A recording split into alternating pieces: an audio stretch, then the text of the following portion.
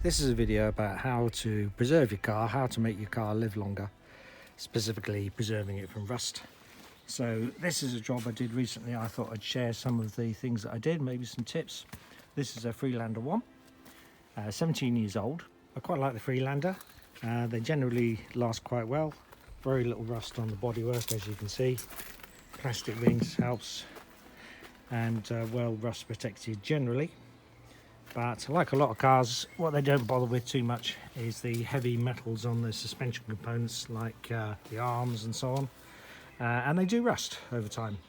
Same with these sort of bits, brake pipes, brake drums, springs, McPherson struts and so on. And as you can see here, I've restored this one. This brake drum was heavily rusted before. This is all showing signs of rust on the outside. Nothing really structural, and I sprayed it all up with, on these bits, Waxoyl with a bit of added old engine oil. Here I've used, after sanding it down, I'll show you how I did that in a minute, used some high temperature paint. Actually it was stove paint on the back ones because I wanted black, and on the front I used a high temperature paint that's typically used for exhaust systems, for the caliper and so on. A little bit too shiny, but that'll settle over time. So I went all underneath the car, spraying all bits of chassis that were showing any signs of rust. And on this Freelander, common places are the strap that holds the fuel tank in place. They can be preserved if you catch it early enough. And as I say, generally these are quite good. If you want to do it thoroughly, you want to take these wheel arch liners out. These are just plastic held in by these little clips and a few screws. These can be a little bit tricky removing. And a little tip here, as you can see, there's a tiny little hole in the middle, and what I did was get a self-tapping screw, screw it in a few turns onto that plastic clip, and then you can grab hold of the screw and pull out the central piece of plastic to release the clip. That means you can reuse them.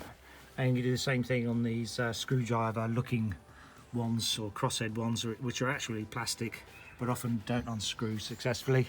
So you can just grab those and pull them out and reuse them again.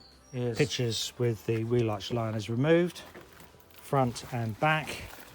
You need to do that to get full access to all of the metal, obviously behind the wheel arch liner, and that does expose a couple of spots where mud collects and potentially rust could start. So behind this liner, next to the mud flap, there's normally a little bit of a gap here. You can get a big lump of mud forming. And quite a useful thing to do, which is what I've done here, is behind this mud flap I actually drilled a hole through the piece of plastic underneath to let the water drain out.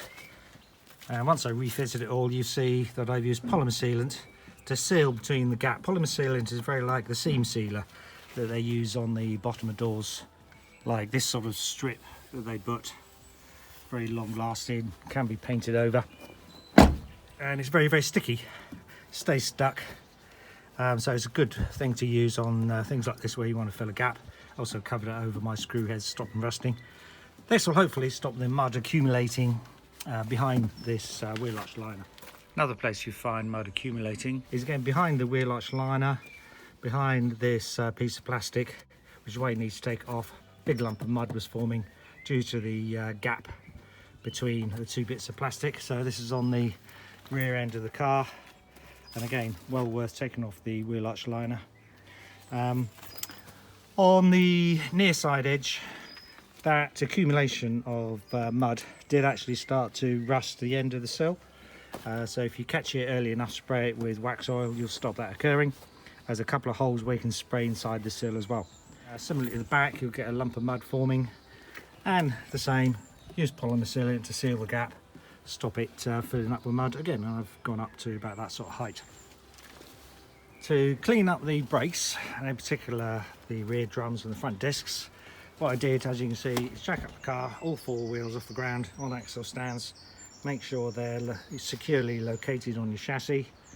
You might want to have some secondary protection in case the axle stands fail as well, but generally these are quite reliable and strong. Make sure it's stable, try and rock the car, make sure it's not going to fall off, safety first and all that. Then you can start the car up and put it in gear, start running the engine, turn the wheels over. I'd recommend something like second gear.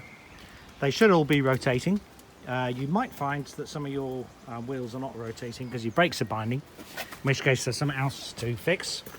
So I had the problem with the front disc was binding somewhat, just due to rust. And if you feel like stripping down and improving the brakes at the same time, I'd recommend doing that while everything's accessible.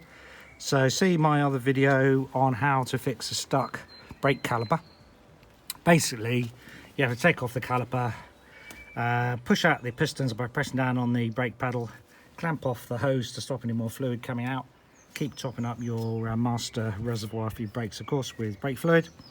The things that need cleaning are the piston inside the caliper needs to be completely removed. Take the seals off, make sure the steel piston can drop inside the caliper bore smoothly. If it's at all sticky, you need to clean it out more, scrape off the rust. And also make sure these pins, these are basically a piece of metal that comes from here, goes into this part of the caliper, that needs to slide in and out smoothly and is greased. Normally molybdenum or graphite grease is used in these things, and often they stiffen up with age because the grease dries out. So fix that as well. I've just refitted the same seals. They seem to be quite good condition. Probably you should put new seals in it, but I didn't in my case. It's up to you. Grease all the clean up and grease all the moving surfaces. Grease it with copper grease. Don't get it on the on the pad surface material or on the disc itself. These brake hoses can rust, so if you can catch it early enough, then repaint them to stop the rust forming on it. Same the other end. I've used Waxoyl for the top end. Check the condition of your brake pipes, and again, if you wax all those, that'll stop them from getting rusty over the years and potentially being an MOT failure. So on this car, both the front discs were heavily rusted all around here and on the edges, and the rear drums were very heavily rusted on the outside, which is the main area where they'll rust. Probably most people would just change the drum, but easily recoverable. So back to what you do with the wheels running. I got my angle grinder disc cutter with a grinding disc on the end, and while it's rotating, run up your angle grinder, and then you can just run it over the surface. Obviously stay well clear of the studs because it'll jerk it out of your hand.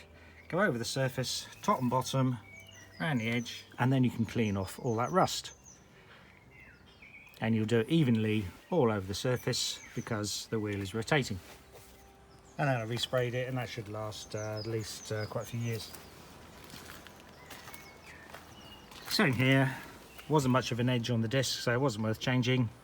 Just cleaned it up, took the rust off this edge of the disc, and as you can see, resprayed it. You could use that as a way of resurfacing your disc as well, to remove any grooves out of it, as long as you're still within the minimum thickness. Have a look in your Haynes manual for that, it's probably in there. Sometimes they stamp it on the disc as well. So getting to underneath protection, these steel arms, which are heavy gauge, pressed together pieces of steel, they do rust quite heavily, so well worth protecting. These ones were quite rusty. Scrape off any rust that's apparent on it, spray it with Waxoyl, cover it thoroughly, should last a long time. This big subframe part doesn't tend to rust too much, but I protected it anyhow. Odd little spots like up here on the parts of the chassis. It's good to protect. There's a front cross member, you might as well spray at the same time. Of course, you need to remove the underbody tray protection, which is not difficult. And then underneath the car, you can spray the inside of the sills, but these are not too bad for rust. Similarly, these sort of edges. Sprayed it anyhow, but it's not that critical. As I say, the bottom of the fuel tank straps is one common area where they go. And the other important point is worth doing is protecting your brake pipes. So there's two brake pipes that run front to back. They do rust over time. Well worth protecting. Spray them in Waxoyl, then you won't have to change those so often because they will be MOT issues. And similarly, they go up inside or underneath the car come out of the edges. And to get the whole area of the brake pipes, you need to again take off those wheel arch liners. And at the rear of the car, you have a chassis member that's sort of, well, obviously it's part of the bodywork because it's monocots, but it basically goes across this direction. Worth spraying as well because it does get a little bit rusty, but doesn't rust all the way through. It's hidden there because we've got a tow bar in the way. But basically, anyway, you see a bit of rust, scrape it off with something sharp, screwdriver blade or a chisel or something. Use a wire brush if you want. Just try and remove the loose paint or loose rust, and then spray it with the Waxoyl.